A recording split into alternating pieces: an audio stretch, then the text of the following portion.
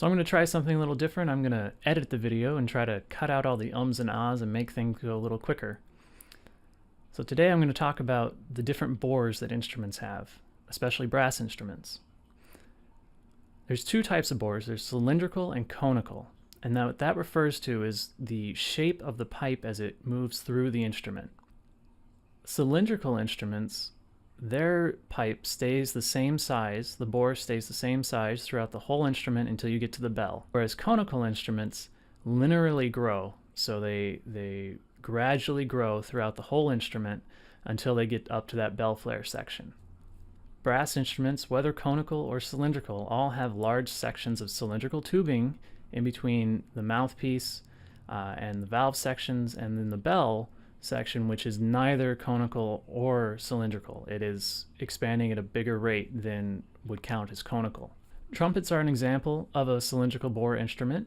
Another example is a trombone, which I have right here. Starting with the slide section, we can see that from the mouthpiece all the way down the slide and all the way back up, that's all the same bore. So if I take this slide off and flip it around, it fits on the other side. It's not a big deal. The other thing we can see is that as we progress up the bell section here, this tubing right here is about the same size as the tubing in the slide section. So we're still cylindrical. We're still saying the same size all the way up, and it progresses all the way around, and then right about here, we start to expand. So we have maybe a slightly conical section, but then by the time we get to about here, we're looking at something that's greater than a linear expansion, and it gets really big for that bell. In comparison to that, the cornet, and I'm going to use my cornet over here, the cornet is conical, and so as we move from the lead pipe right here, we can see that the pipe gradually gets larger as we go around, very, very slowly increasing until we get around to the tuning slide right here.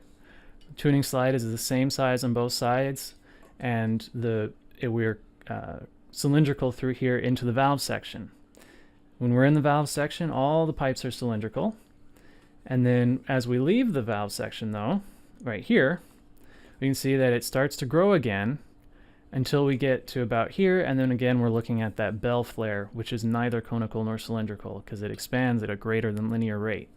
This is the reason why cornets have a smaller mouthpiece shank and a smaller bore than trumpets do, because trumpets are already starting at this size down here, this bore down at the bottom, but they're up here because they're cylindrical the whole way through. And then so that cornets start at a slightly smaller diameter so that they can grow into that size, and that's why it's a smaller mouthpiece. That's why your trumpet mouthpiece won't fit in a cornet. Cylindrical brass instruments primarily produce odd harmonics in its overtone series. So that doesn't mean that when you're playing that the partials are different. It just means that when you play a note, the way that the partials or the harmonics stack on top is you're only getting every other harmonic. Conical instruments, on the other hand, they produce every single harmonic all the way up. And this is what leads to the difference between these instruments. So conical instruments produce wonderfully warm, fluid, dark sounds because they have this thick harmonic series stacked on top of the fundamental note. Whereas cylindrical instruments, since they are missing every other harmonic, they produce these bright, clear, piercing sounds, and that's what gives the trombone and the trumpet such a harsh tendency, but it's also what allows them to sound so beautiful.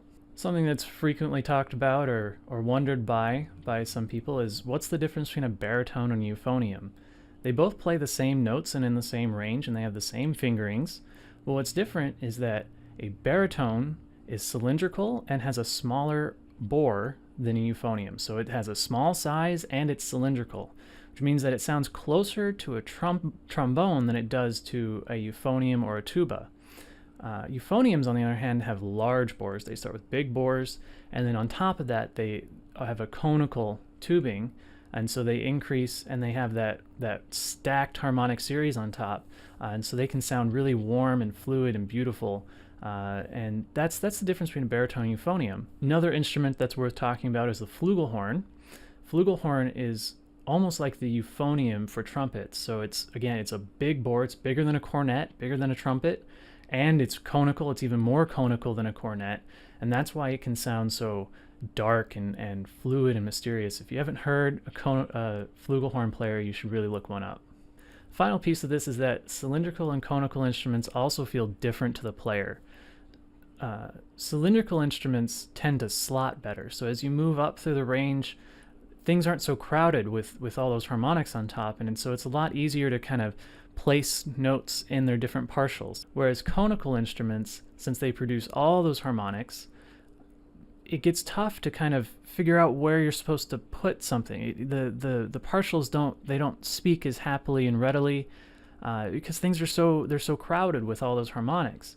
This is what makes French horn especially difficult, because for an instrument that is as long as it really is, when you stretch it out, it plays an octave higher than any other brass instrument does when they are stretched out in their total length. French horns are actually about the length of an F tuba, but they play an octave higher than an F tuba does. So they're always up in those squirrely partials where things are tight and tough to figure out, and that's what makes French horn so difficult. Thank you, and I hope you enjoyed the video.